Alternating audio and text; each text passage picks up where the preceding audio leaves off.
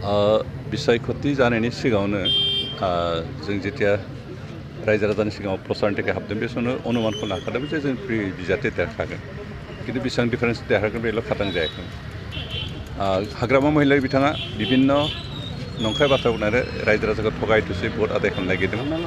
जे बिथाङा बुंदोंमोन जे एबार कक्लाबारि समस्तियाव BPFनि प्रार्थी शंकर बसुमतारी देरहागोन आरो बिथाङा देरहायोबा गुटि बिटिआरनि जि सरकार बे सोलायगोन UPPनि बदलै हाग्रामा महिलारि गावनो सरकार दागोन होननानै बिथाङा प्रसार खालामदोंमोन आरो रायजोखौ बिदिनो थगायनानै भट आदाय खालामनो नाजादोंमोन खिन्थु 17 बोसोर बिथांनि जि अनागारि सासन बेखौ रायजोफ्रा मोजाङै मिथिदों आरो मिथिनानै बिथाङा नंखाय बाथ्राजों थगायनानै बिथांमोननि भट आदाय खालामनो नागिरदोंमोन रायजोफ्रा गनायाखिसै आरो बेनिखायनो एबार जि रिजाल्ट ओंखारदों जि फलाफल ओंखारबाय बेयाव BPF आरो UPPनि बिजाथि सानैनि गेजेराव भटनि जिथु बेबधान जि फाराग बे गोबां फाराग नुबाय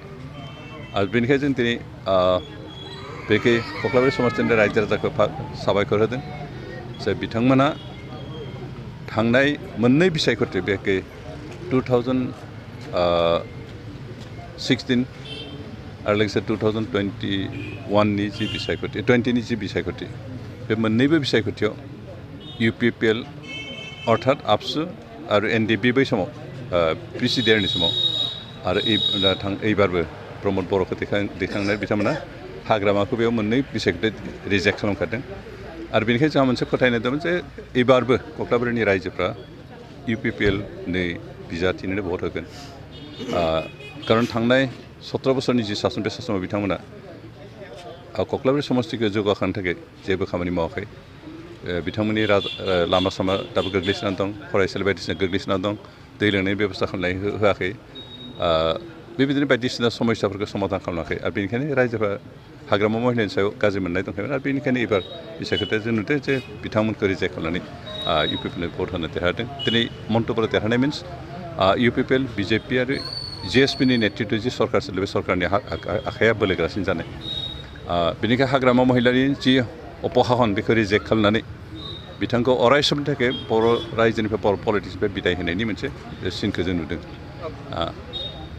कक्लाबारिनि बियाबनि रायजो राजा भटार्सखौ मा बुंदों बे समाव नोंथां जों बेखौनो खावलायनो लुगैदों जे कक्लाबारि समस्तिया जिहेतु गोबां बोसोर नेग्लेक्ट खालामनाय गोग्लैसोना दंमोन एबार जोंनि सरकार सोलिदों आरो दा लकेल केन्डिडेटबो होबाय आरो बेनिखायनो बिथांनि गेजेरजों मन्टु बर'नि गेजेरजों कक्लाबारि ओनसोलनि गासैबो जेंनाफोरखौ लामा सामानि जेंना फरायसालिनि जेंना दै लोंनायनि जेंना आरो बिभिन्न फसंथान बायदिसिना जेंना बेफोरखौ गायसननायाव कक्लाबारिनि रायजो राजाफ्रा सुबिदा जासिगोन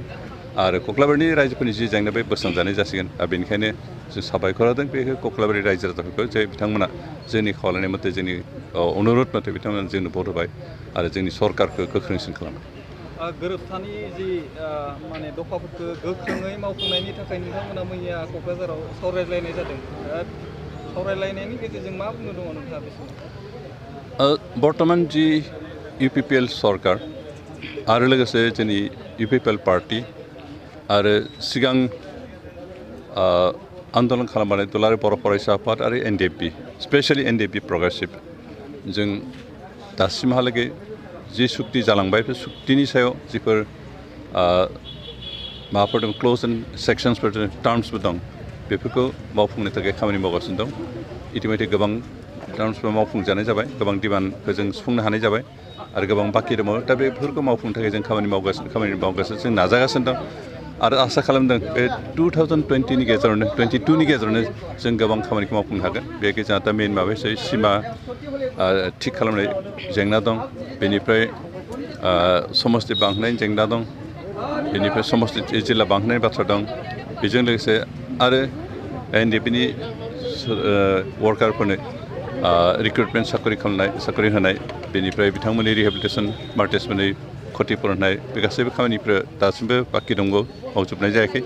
रिहेबिलिटेसन बेलायाव गोबाङानो मोनबाय मात्र एसे खम दंबावो आरो बिदिनो गोबां मोननै मोनथामसो बिदि दफाफोर दंबावो बे गोबां फसंथानफोर गायसननाय बाथ्रा बे गायसननाय बाथ्राफोरखौ जों आसलथे दाहालागै मावफुंनो हानाय जासिगोन खिन्थु जोंहा लेन्डनि माबाफ्रा एलटमेन्टफ्रा दासिमबो जोबाखै बेनिखायनो लेन्ड एलटमेन्ट जायाखै जों बेफोर खामानिखौ मावफुंनो हायाखै आरो जों बेखौ मावफुंनो थाखाय इतिमध्य लेन्ड एलटमेन्ट बेब'स्थाखिनिखौ खालामगासिनो दं आसा खालामदों जोंहा लेन्ड एलटमेन्ट जायोबानो इन्स्टिटिउसन गायसननाय जागोन बेनिफ्राय गोबां अफिसियेल फसंथानफोर फैनो गोनां बेफोरखौ जागोन इन्डास्ट्रि बायदिसिना गायसननाय बे खामानिफ्रा जागोन रेलवे कच कनस्ट्राक्सन माबाया कारखाना बानायनाय जागोन बे गासिबो लेन्डनि सायाव एसे नांथारदों बे लेन्ड प्रब्लेमखौ फोजोबनो हायोबानो गासिबो जागोन बेनिखायनो जों आसा खालामदों बे 2022नि गेजेराव जोंनि थांनाय 2020 मायथाइयाव जि सुक्ति जाबाय सुक्तिनि गासैबो जोंनो होनाय सरकारनि जे रादाय बे रादायफोरखौ जों मावफुंजोबनो हागोन बिटिआर गोरोबथानि दफा बायदियै जे ट्राइबेल इउनिभारसिटि जानो गोनां भैरबकुन्द बिनि खोथाखौ लानानै नोंथांमोना आलादायै दाखालि दिल्लीयाव सावरायनो थांदों बे बिथिङाव बे जथेस्थ' दावगादों जिहेतु ट्राइबेल इउनिभारसिटिखौ जों लेन्ड एलटमेन्ट खालामना लाखानाय जादों आरो इतिमध्य बिनि थाखाय जि डिपिआर प्रस्टुत खालामदों बेखौ इउनिभारसिटि कर्तृपक्षआ बेखौ बानायखांबाय आरो बे गासैबो डकुमेन्ट्सखौ जों इतिमध्य